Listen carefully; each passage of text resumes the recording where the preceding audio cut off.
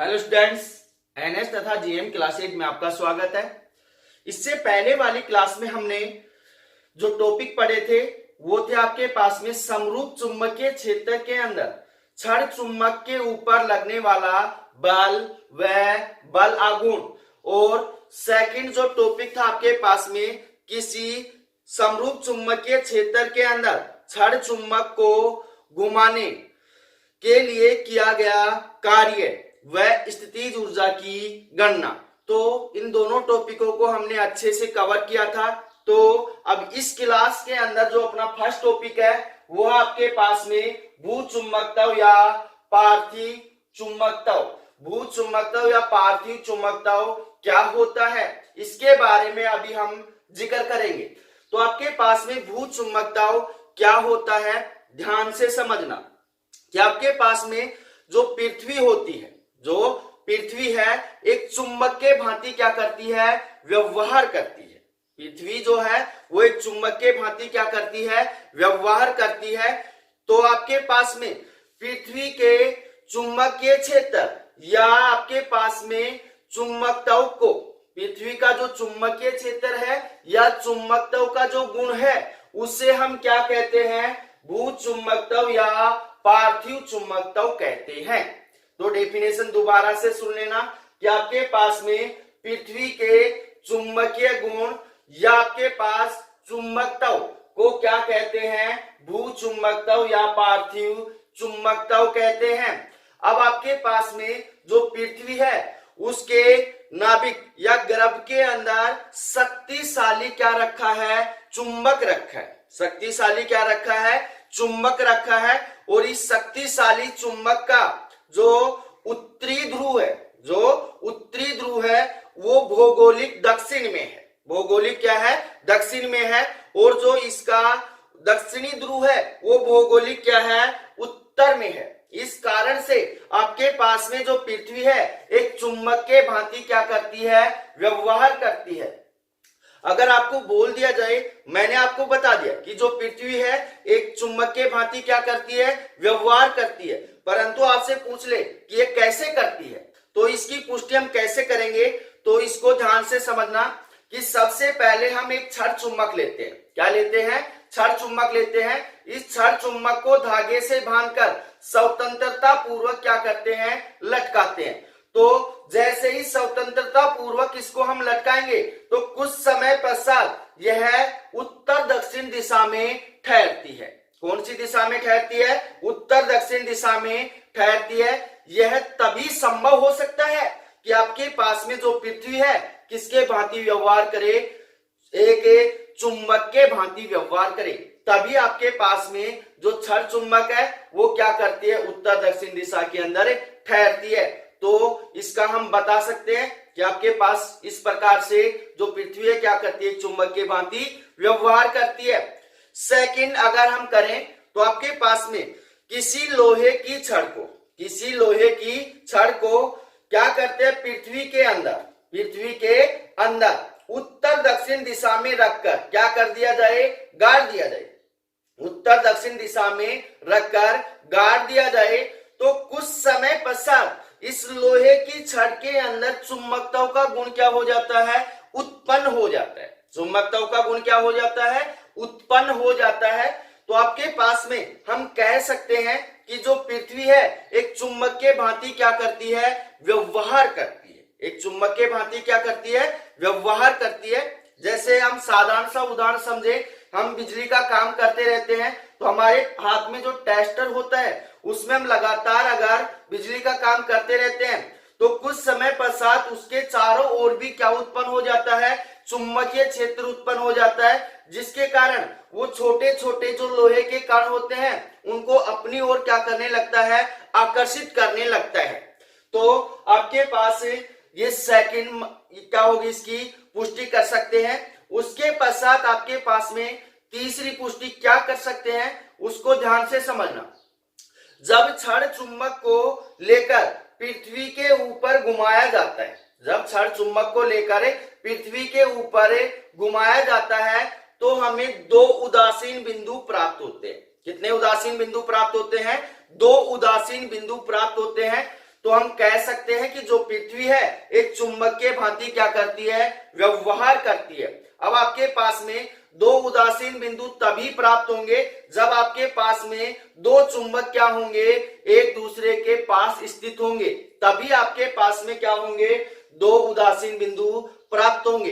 इसलिए हम कह सकते हैं कि जो पृथ्वी है एक किसके भांति व्यवहार करती है, चुंबक के भांति व्यवहार करती है। ये तो हमने फाइनल सिद्ध कर लिया कि जो पृथ्वी है एक चुंबक के भांति व्यवहार कर रही है, परंतु पृथ्वी के चुंबकीय क्षेत्र के बारे में अलग अलग वैज्ञानिकों के अलग अलग मत हैं, क्योंकि किसी भी वैज्ञानिक ने सटीक मत नहीं बताया है कि जो पृथ्वी है उसके अंदर जो चुंबकीय गुण है वो इस कारण से उत्पन्न हुआ है। अलग अलग वैज्ञानिकों ने अलग अलग मत दिए हैं, जिसमें पहला जो मत है वो ये है, ध्यान से समझना।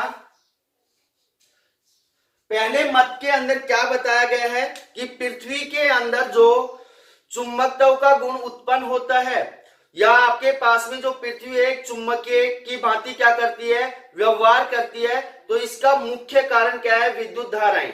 क्या है, विद्युत धाराएं। अब आपके पास में ये जो विद्युत धाराएं होती हैं ये उत्पन्न कैसे होती हैं, तो ध्यान से समझना कि सूर्य से आने वाली प्रकाश किरणें, सूर्य से आने वाली प्रकाश किरणें जब विषुवत रेखा या भूमध्य रेखा के ऊपर गिरती है, विषुवत रेखा या भूमध्य रेखा के ऊपर गिरती हैं, तो वहां की वायु या उसके आसपास की वायु को क्या कर देती हैं, गर्म कर देती हैं। और ये गर्म जो वायु है ये पृथ्वी के ध्रुवों की ओर क्या होने लगती है, प्रवाहित होने लगती है, ध्रुवों के ओर क्या होने लगती है, प्रवाहित होने लगती है, और इनका क्या हो जाता है, विद्युतीकरण हो जाता है। क्या हो जाता है, विद्युतीकरण हो जाता है। विद्युतीकरण होने के कारण वहां पे क्या उत्पन्न होती हैं, विद्युत धाराएं उत्पन्न होती हैं, और विद्युत धाराओं के कारण जो पृथ्वी है किसके भांति व्यवहार करती है, चुंबक के भांति व्यवहार करती है। परंतु ये मत भी सटीक मत नहीं है। तो अगले वाला जो मत है वो क्या है, उसको ध्यान से समझना कि आपके पास में जो पृथ्वी है उसमें चुंबकीय गुण विद्युत धाराओं के कारण क्या होता है, उत्पन्न होता है। और ये जो विद्युत धाराएं हैं ये कैसे उत्पन्न होती हैं, सूर्य से आने वाली प्रकाश किरणें जब वायुमंडल के अंदर उपस्थित गैस के अणुओं के ऊपर क्या होती हैं, आपतित होती हैं, तो उन्हें क्या कर देती हैं, आयनित कर देती हैं। क्या कर देती हैं, आयनित कर देती हैं। और आपके पास में ये जो गैस के आयनित अणु हैं ये वायुमंडल के अंदर क्या होते हैं, विद्यमान होते हैं। क्या होते हैं, विद्यमान होते हैं। जैसे ही पृथ्वी अपने अक्ष के ऊपर घूर्णन करती हुई, जैसे ही पृथ्वी अपने अक्ष के ऊपर घूर्णन करती हुई क्या करती है, इन आयनन अणुओं से क्या करती है, गुजरती है। इन आयनन अणुओं से क्या करती है, गुजरती है। तो वहां पे क्या होती है, विद्युत धाराएं उत्पन्न होती हैं। क्या उत्पन्न होती हैं, विद्युत धाराएं उत्पन्न होती हैं। और इन विद्युत धाराओं के कारण ही पृथ्वी क्या करती है, चुंबक के भांति व्यवहार करती है। परंतु ये मत भी सटीक मत नहीं है। तो इससे अगले वाला जो मत है वो मत कौन सा है, उसको ध्यान से समझना। इस मत के बारे में अच्छे से समझेंगे क्योंकि ये कुछ कुछ क्या है, सही है।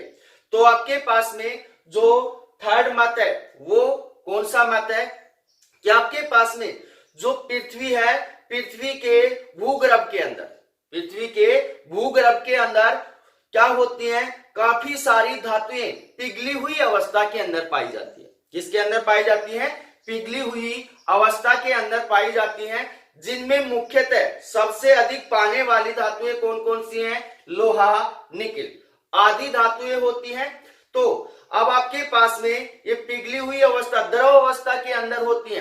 जैसे ही पृथ्वी अपने अक्ष के ऊपर क्या करती है, घूर्णन करती है, तो उसके भूगर्भ के अंदर उपस्थित ये द्रव अवस्था के अंदर जो धातुएं हैं ये भी क्या करने लगती हैं, घूर्णन करने लगती हैं। जब आपके पास में ये धातुएं घूर्णन करती हैं तो इनके अंदर संवहन धाराएं क्या होती हैं, उत्पन्न होती हैं।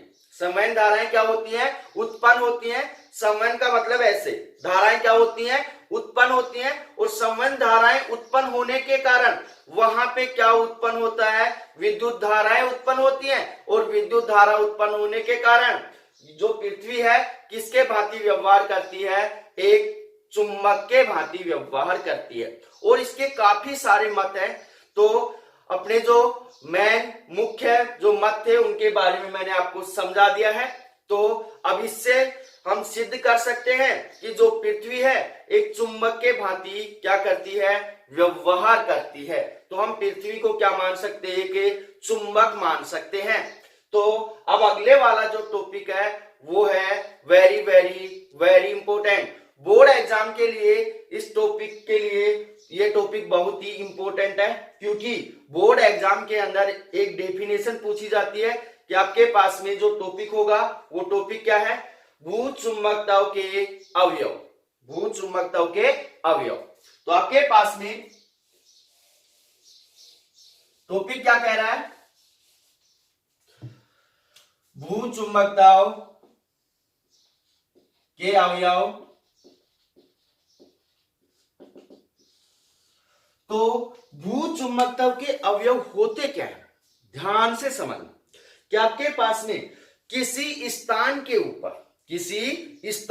ऊपर पृथ्वी के भूचुंबकत्व या चुंबकीय गुण का अध्ययन करने के लिए, चुंबकीय गुण का अध्ययन या जानकारी प्राप्त करने के लिए जिन अवयवों या उपकरणों का प्रयोग किया जाता है उन उपकरणों को क्या कहते हैं, अवयवों को क्या कहते हैं, भूचुंबकत्व के अवयव कहते हैं। किसी भी स्थान के ऊपर पृथ्वी के भूचुंबकत्व का अध्ययन या जानकारी प्राप्त करने के लिए जिन अवयवों का हम प्रयोग करेंगे, उपयोग करेंगे, उन अवयवों को क्या कहते हैं, भूचुंबकत्व के अवयव कहते हैं। और जो भूचुंबकत्व के अवयव होते हैं वो आपके पास में 3 प्रकार के होते हैं। कितने प्रकार के होते हैं, 3 प्रकार के होते हैं, जिसमें पहला होता है दिक्पात का कोण। क्या होता है, दिक्पात का कोण। दूसरा होता है नति या नमन का कोण। और जो तीसरा होता है आपके पास में, वो आपके पास में चुंबकीय क्षेत्र का जो क्षैतिज घटक है वो। तो इसके अंदर जो फर्स्ट पॉइंट आता है वो है आपके पास में दिक्पात का कोण। बोर्ड एग्जाम में पूछा जाता है कि दिक्पात का कोण किसे कहते हैं, या फिर पूछा जाता है नति या नमन का कोण किसे कहते हैं, या फिर छोटा सा 1 नंबर का न्यूमेरिकल आएगा कि आपके पास में पृथ्वी का क्षैतिज घटक ये है और ऊर्ध्वाधर घटक ये है, तो इसका दिशा क्या होगी, चुंबकीय क्षेत्र की दिशा क्या होगी। तो इनको भाई अच्छे से समझना।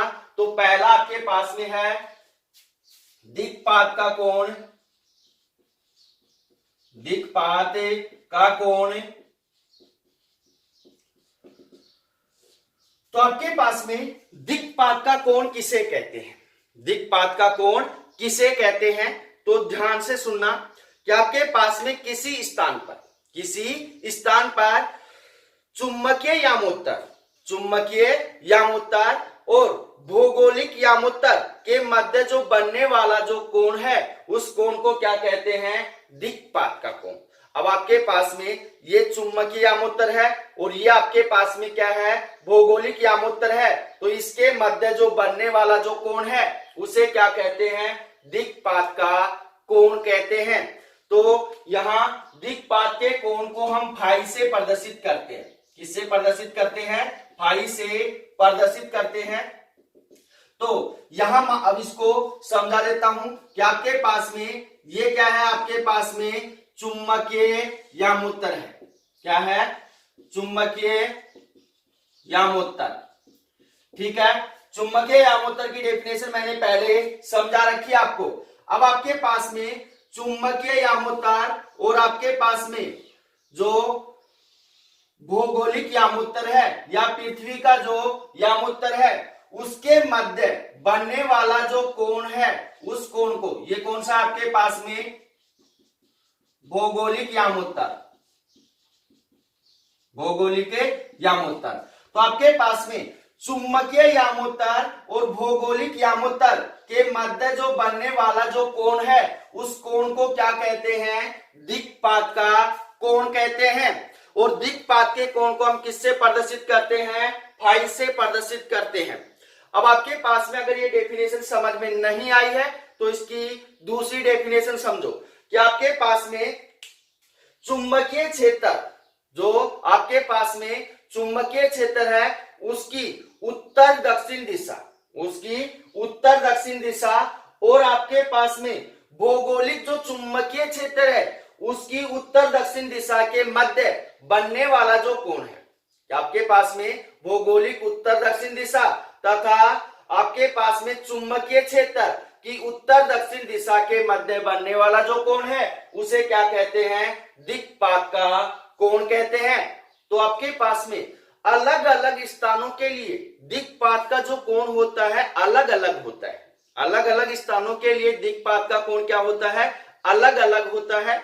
और दिक्पात के कोण की सहायता से क्या बनाया जाता है? संसार का नक्शा बनाया जाता है। क्या बनाया जाता है? संसार का नक्शा बनाया जाता है। इसलिए आपके पास में दिल्ली के अंदर जो दिक्पात का कोण है, दिल्ली के अंदर जो दिक्पात का कोण है वो आपके पास 0.41 डिग्री ईस्ट, कितना है?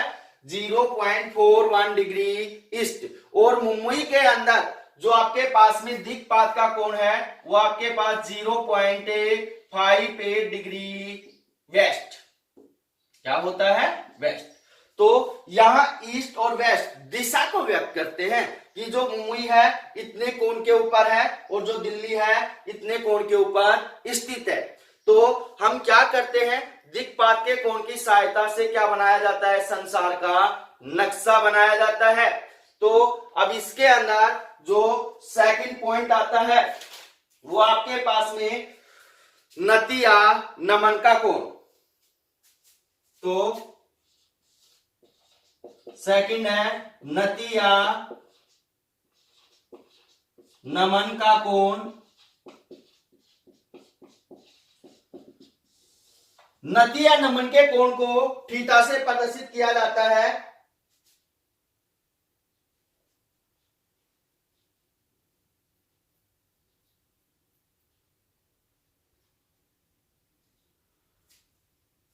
तो नतीया नमन का कोण किसे कहते हैं? ध्यान से समझना कि आपके पास में जो नतीया नमन का कोण होता है उसको हम किससे प्रदर्शित करते हैं? थीटा से प्रदर्शित करते हैं। तो आपके पास में चुंबकीय यामोत्तर के अंदर, किसके अंदर? चुंबकीय यामोत्तर के अंदर आपके पास में पृथ्वी का परिणामी चुंबकीय क्षेत्र की दिशा, पृथ्वी के परिणामी चुंबकीय क्षेत्र की दिशा तथा क्षैतिज दिशा के मध्य आपके पास में यहां पे क्या है? पृथ्वी का परिणामी चुंबकीय क्षेत्र ये है और इसके क्षैतिज दिशा कौन सी है? ये है। इसके मध्य बनने वाला जो कोण है, इसके मध्य बनने वाला जो कोण है ये आपके पास पृथ्वी का क्या है? परिणामी चुंबकीय क्षेत्र।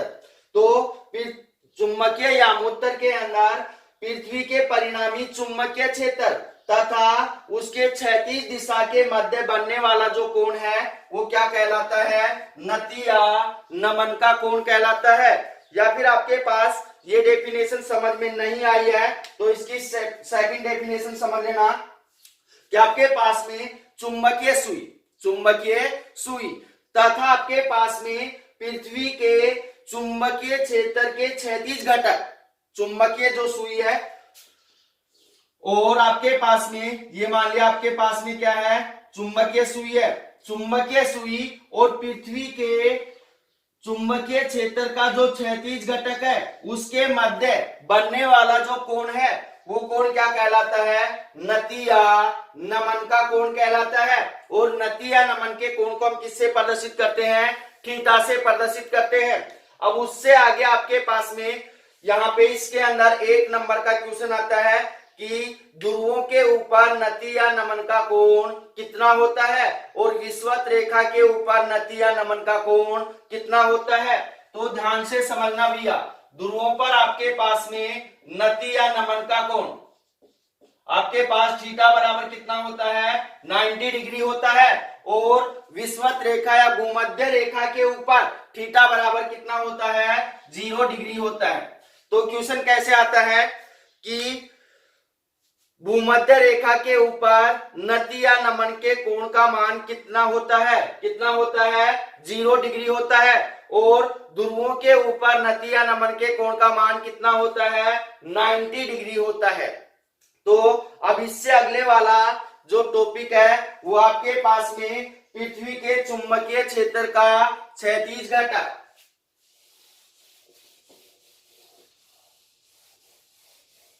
इस टॉपिक को अच्छे से समझना भाई। पृथ्वी के चुंबकीय क्षेत्र का क्षैतिज घटक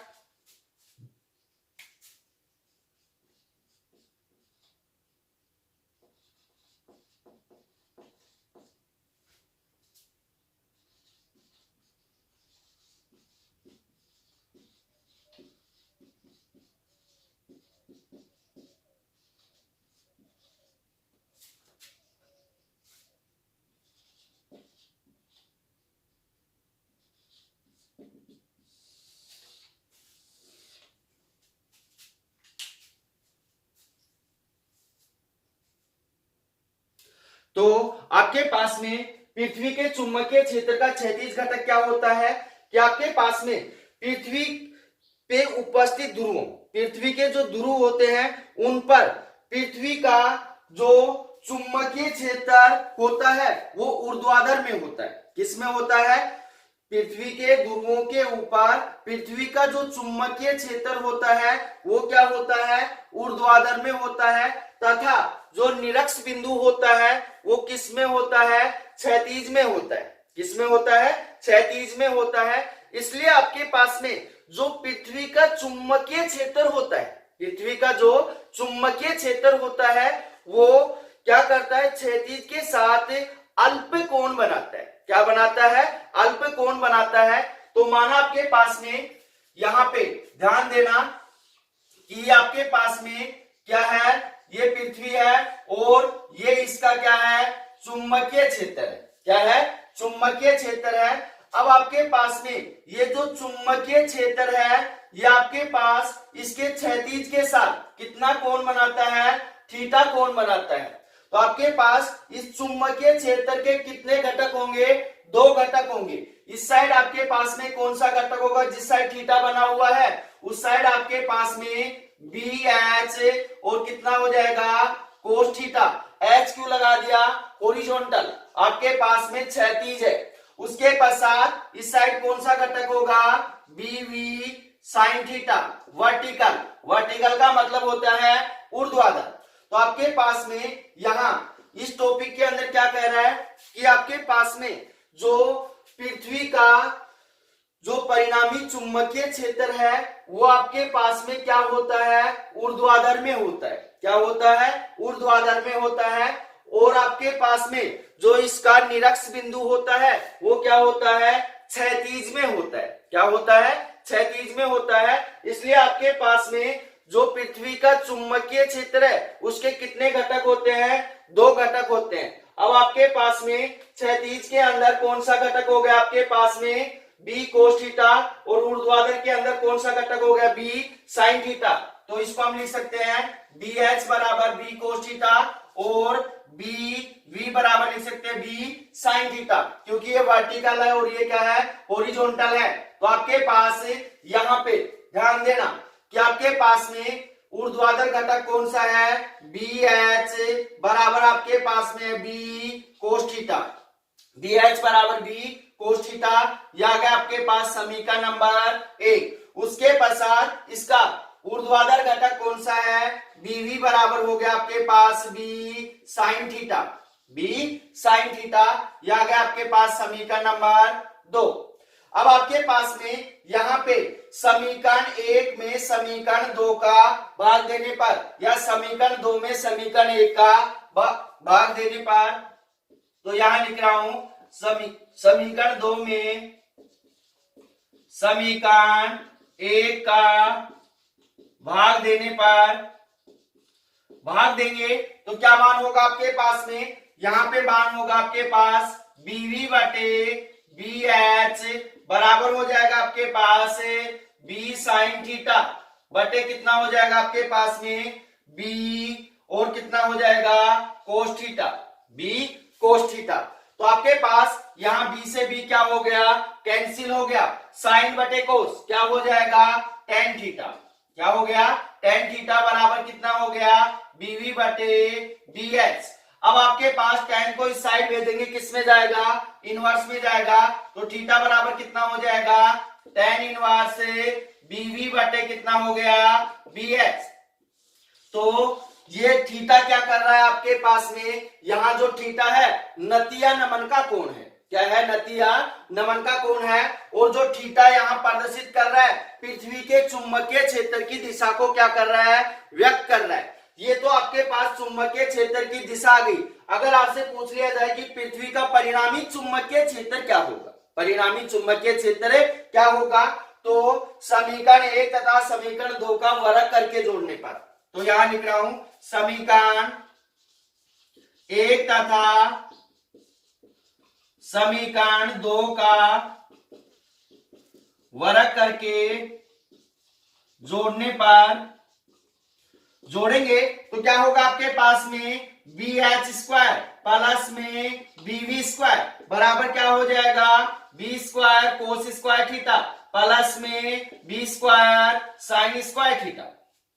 अब आपके पास में यहां BH स्क्वायर प्लस में BV स्क्वायर बराबर B square cos square theta plus में B square sine square theta क्या को बना रहा है B स्क्वायर को बना रहा है। तो यहां B स्क्वायर को बाहर निकालेंगे तो क्या होगा आपके पास में BH स्क्वायर प्लस में BV स्क्वायर बराबर हो जाएगा B square into cos square theta plus में साइन स्क्वायर थीटा। अब आपके पास कोस स्क्वायर थीटा प्लस में साइन स्क्वायर थीटा का मान कितना होगा 1 होगा। तो आपके पास BH स्क्वायर प्लस में BV स्क्वायर बराबर कितना हो गया B स्क्वायर, B बराबर कितना हो गया BH स्क्वायर प्लस में BV स्क्वायर और कितना लग जाएगा इसके ऊपर अंडर रूट, क्योंकि स्क्वायर को हटाएंगे उस साइड क्या चला जाएगा अंडर रूट चला जाएगा। तो ये जो B बराबर under root BH square plus में BV स्क्वायर है ये पृथ्वी का क्या है परिणामी चुंबकीय क्षेत्र है, क्या है परिणामी चुंबकीय क्षेत्र है। और यहाँ थीटा बराबर जो मान है tan इनवर्स BV बटे BH, यहाँ पे जो थीटा है ये चुंबकीय क्षेत्र की दिशा को क्या करता है व्यक्त करता है। तो इसके ऊपर न्यूमेरिकल आता है कि आपके पास में पृथ्वी का क्षैतिज घटक BH बराबर इतना है, ऊर्ध्वाधर घटक BV बराबर इतना है। तो आपके पास चुंबकीय क्षेत्र की दिशा निकालिए तो थीटा बराबर क्या हो जाएगा tan इनवर्स BV का मान दे रखा है BH का मान दे रखा है, डालेंगे सोल्व करेंगे दिशा आ जाएगी। अगर उसमें पूछ लिया जाए कि परिणामी चुंबकीय क्षेत्र निकालिए तो B बराबर हो जाएगा under root BH square plus में BV स्क्वायर, BH का मान भी दे रखा है BV का मान भी दे रखा है। तो इसके अंदर डालेंगे सोल्व करेंगे किसका मान निकाल देंगे परिणामी चुंबकीय क्षेत्र की दिशा निकाल देंगे। और इसके ऊपर ऐसे भी क्वेश्चन आता है कि आपके पास में इसका ऊर्ध्वाधर घटक कितना है तो क्षैतिज घटक कितना होगा, ऊर्ध्वाधर घटक कितना है तो इसका क्षैतिज घटक कितना होगा, वो भी इन्हीं सूत्रों से क्या करते हैं सोल्व करते हैं। तो अब इसमें जो अगला एक छोटा सा टॉपिक और पढ़ लेते हैं कि चुंबकत्व में गाउस का नियम। तो इसी के अंदर एक टॉपिक और पढ़ लेते हैं चुंबकत्व में गाउस का नियम।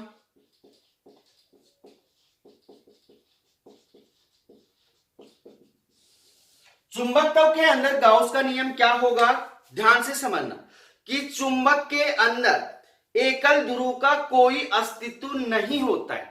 जो चुंबक होता है उसके एकल ध्रुव का कोई अस्तित्व नहीं होता है, क्योंकि आपके पास में जो चुंबकीय क्षेत्र रेखाएं होती हैं, जो चुंबकीय क्षेत्र रेखाएं होती हैं वो एक सतत और कैसा वक्र आकार के पृष्ठ के अंदर होती हैं। जो चुंबकीय बल रेखाएं होती हैं वो सतत होती हैं और क्या होती हैं एक वक्र आकार में होती हैं। इस कारण से जो चुंबकीय बल रेखाएं होती हैं एक बंद काल्पनिक पृष्ठ का क्या करती हैं निर्माण करती हैं, बंद काल्पनिक पृष्ठ का क्या करती है, निर्माण करती है। और बंद काल्पनिक पृष्ठ के अंदर जो उत्पन्न या कुल परिणामी जो आपके पास में चुंबकीय फ्लक्स होता है उसका मान कितना होता है, शून्य होता है। परंतु आपके पास यहाँ टॉपिक क्या कह रहा है, चुंबकत्व में गाउस का नियम। तो चुंबकत्व के अंदर गाउस का नियम क्या कहता है कि आपके पास किसी बंद पृष्ठ से निर्गित जो चुंबकीय फ्लक्स का मान होता है, चुंबकीय जो फ्लक्स का मान होता है वो कितना होता है, शून्य होता है। कितना होता है, शून्य होता है। इसलिए आपके पास में जो चुंबकीय फ्लक्स बी फाई है, बी फाई बराबर आपके पास में फाई बी है, फाई बी बराबर कितना होगा आपके पास, समाकलन बी डॉट डी एल बराबर कितना हो जाएगा, 0। तो चुंबकत्व में गाउस का नियम क्या कहता है, किसी बंद पृष्ठ से निर्गित कुल जो चुंबकीय फ्लक्स है या नेट जो चुंबकीय फ्लक्स है वो कितना होता है, शून्य होता है। और यही क्या है आपके पास में चुंबकत्व में गाउस का नियम है। तो मिलते हैं अगली क्लास में। किसी भैया बहना को कोई भी प्रॉब्लम है तो कमेंट्स करके या व्हाट्सएप पे मैसेज करके बता सकते हैं, उस टॉपिक को दोबारा से समझा दिया जाएगा। हाँ, कल कमेंट्स आए थे कि सर एक तो जो आप साइक्लोट्रॉन था, साइक्लोट्रॉन की कार्य प्रणाली को समझाइए, तो साइक्लोट्रॉन की कार्य प्रणाली को दोबारा से समझा दूंगा मैं। उसके पश्चात एक आया था कि आपके पास में क्षण चुंबक के द्विध्रुव आघूर्ण के कारण, क्षण चुंबक के द्विध्रुव आघूर्ण के कारण निरक्ष बिंदु पर उत्पन्न चुंबकीय क्षेत्र की तीव्रता, इस टॉपिक को भी मैं दोबारा से समझा दूंगा। इसका जल्द ही क्लास लेकर आपके पास पहुंचा दूंगा। तो मिलते हैं अगली क्लास में। धन्यवाद।